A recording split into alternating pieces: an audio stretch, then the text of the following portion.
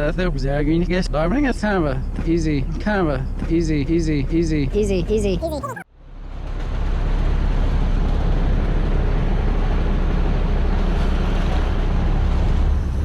It'll stand up. You'll have to hold on to it. Oh man, I just so blew it on this tree. Yeah, it's gonna be violent down there, so.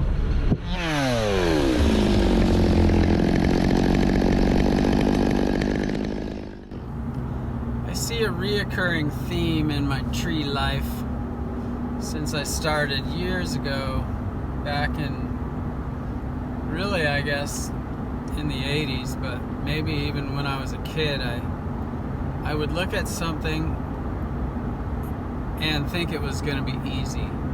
I didn't even have to have done it. I just have to see somebody else do it, and I think that's easy. And that's how I got into climbing, is I just thought I could do it because I saw somebody else do it. And so when I looked at this oak tree, I just pictured myself and my crew, whatever. I just thought, that's easy. The bucket truck's right here, the chipper's right there. It's just like Tasmanian devil all over the tree. Stuff is just happening all at once. We drive away. So it was underestimated, all the little details. All those limbs were going way over the driveway, into the neighbor's yard, even over, it's hard to tell on GoPro, but clear over the peak of our client's roof. And so yeah, there was access, but there was just tons of stuff underneath it. So I guess my default is, I think I'm a superhero until I actually start seeing all the details. Also, it's the high school right across the street, so there was no parking on the street. There was no parking for blocks, and so we needed the Vermeer there and the wood, the dump trailer to put wood in, and we needed the chip truck and chipper and the bucket truck, and there was only room for 2 things in the driveway, so parking was a nightmare. I was thankful we had a dump box on the bucket truck because we staged some of the wood to keep it out of our way as we were going in the bucket truck. I'm just gonna peel it over because that's really small. I mean, the rigging is good, the angles, but this is a big piece for that.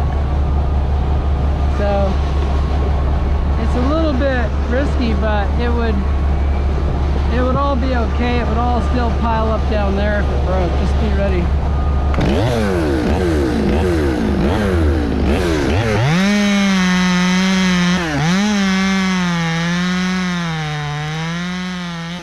I don't usually talk about the price. My competitors, even some of them watch my videos, so. But this time I'm gonna, just so you can see how stupid I was. I gave it a price of $1,800, and all the wood had to go. Everything had to be picked up.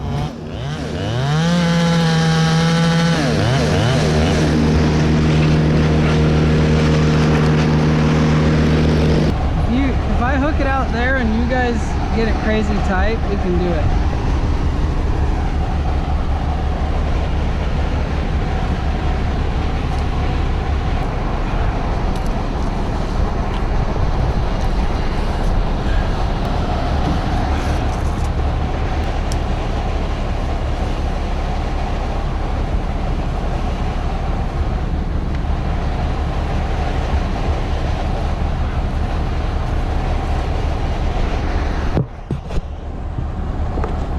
Okay, it's on.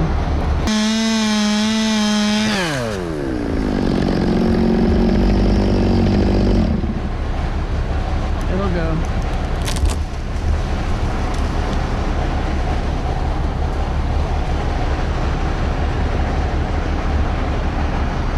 Yeah, it's hard to get it to go. I needed the tension from you in order to get it to go that way. It hooked back this way. But yeah. Once it was all set up, it was nice and fine. Watch that spar, it's gonna get rocked.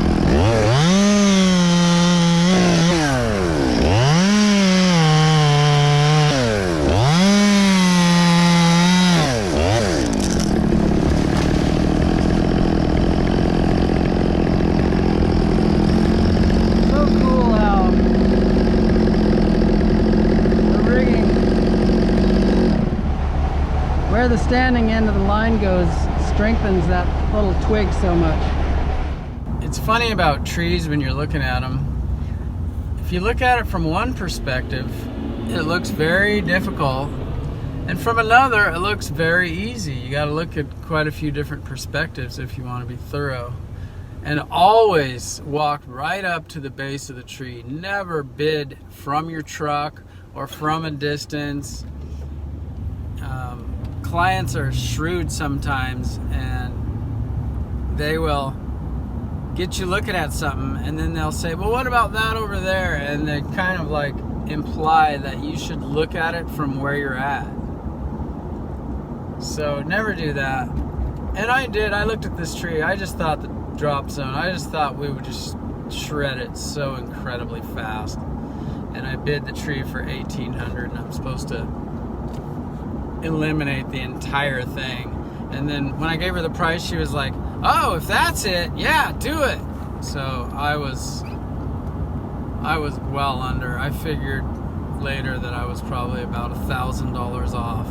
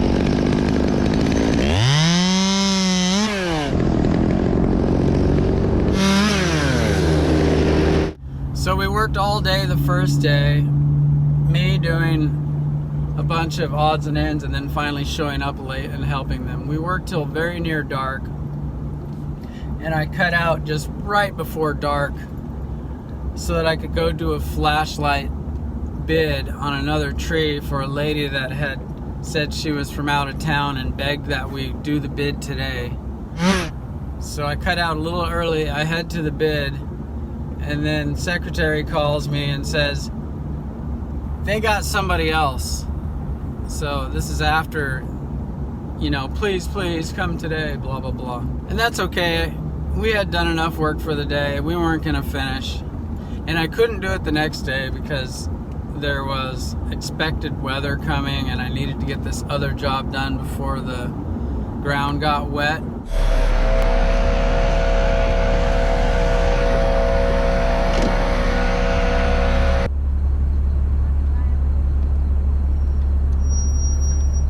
I'm in the bucket truck. We're way underbid on a job.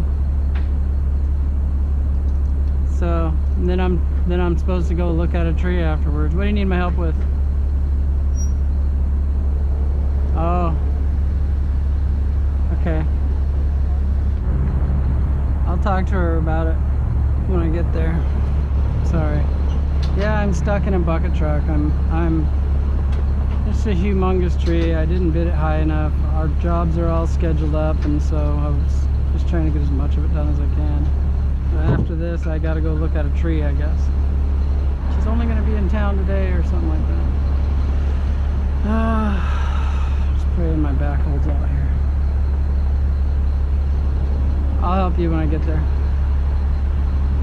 Okay, thanks, bye.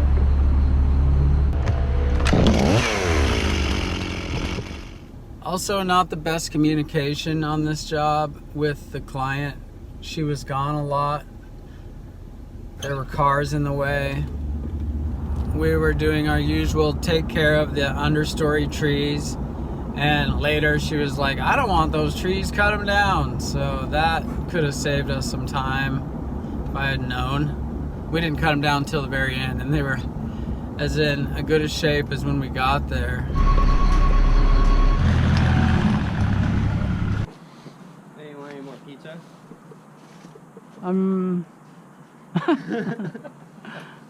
Little pepper. I'll have one more, please. So the next day, about halfway through the day, I get a call from the secretary saying that the neighbor is irate from where we had been working on that underbid job. Evidently, the driveway was not owned by my client. And it was a shared driveway, we knew that, but I didn't know that it wasn't hers. It was technically the neighbor's driveway, and she had an easement.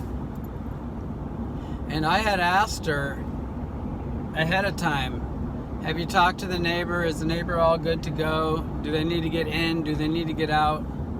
Are they aware of this operation? And she said, oh, don't worry, they're at work.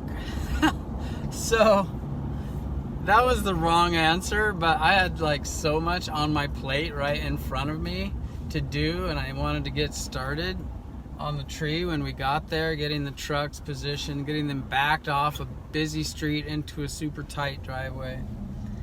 And I heard that answer, they're at work, which wasn't an answer to my question, and it triggered the red flag, but I didn't pursue it.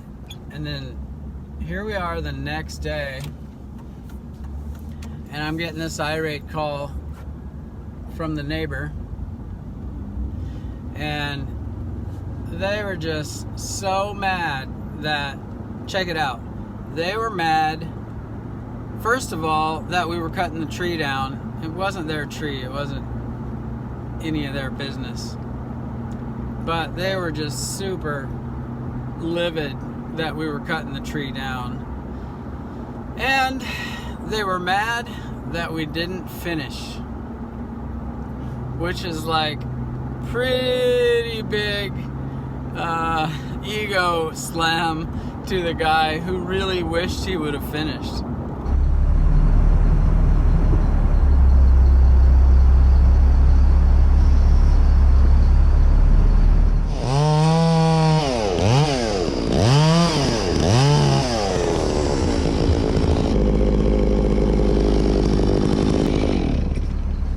They were mad that we weren't back the next day. I was like, I'm sorry, I really wish I was finished too.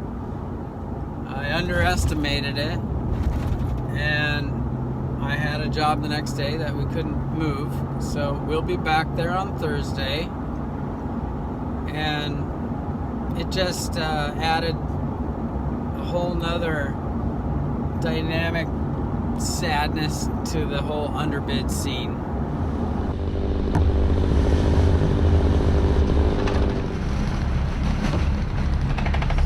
So I'm going to take the redirect out. I won't make them too huge. Although this white oak is strong. Really strong. Okay.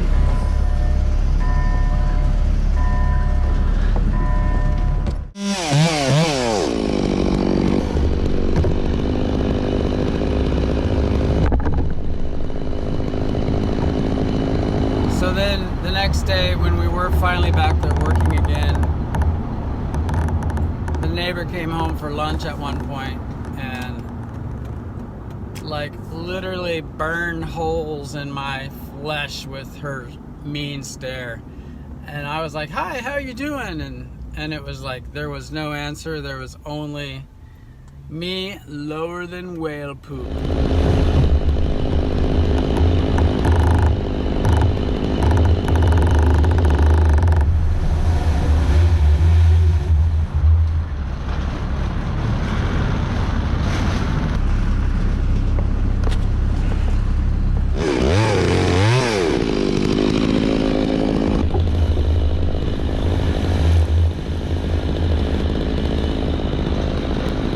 So the nice twist at the end is our customer overall was pretty cool, and she gave us an opportunity to recoup some money by wanting those other trees down, and she wanted this other old giant stem removed.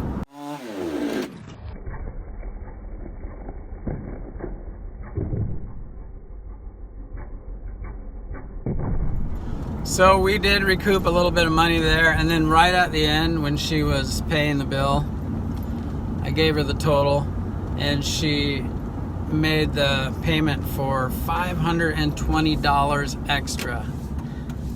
And that was such a cool ending because she didn't have to do it, but she was like, hey, we knew you were underbid.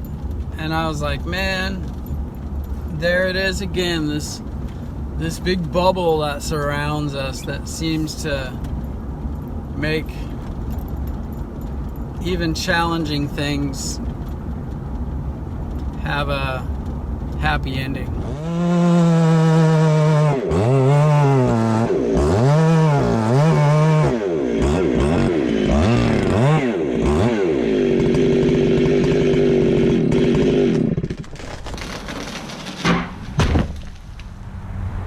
Pretty good.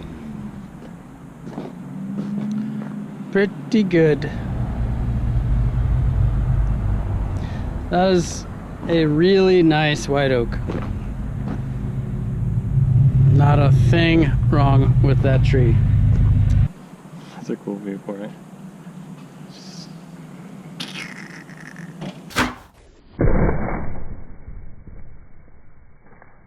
Damien, how come you weren't done with this, just you and Adam, in one day?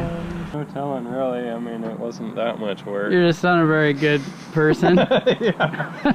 I was taking my time that day. Oh. Yeah, that day I didn't have time. Today I got time.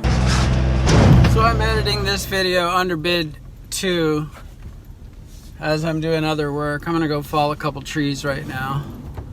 And then we also have another bad trees video, hazardous trees. Gnarly hazardous, that we've already done the video. Everything went super good that day, except for one clip where Adam didn't press record on the drone right when I took this big top. That was a bummer, but anyway, we have a lot of good footage from that video, and I'm really excited to bring that to the channel soon. But I gotta get this underbid video out of the way first. So gonna go fall some trees right now, get back to the editing, get this up to you guys soon. Thanks for watching. Hey, I really appreciate the massive amount of comments and stuff. I wasn't really looking for, keep doing your thing, man. You know, that's what everybody ended up saying. I was just using my last video as a chance to explain why I do videos. And it's because I love making videos, and so my videos again are like my expression of art, and so I'll do what I want to do, and I'll be happy that people like them. And if everybody hated them, they'd be on my computer for me. So yeah, thanks though for all the support. It's Damien back there. Yeah.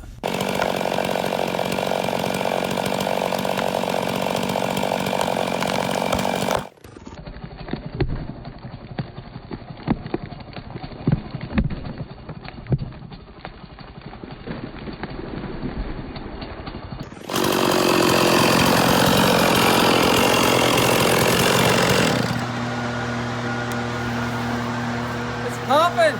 Yeah.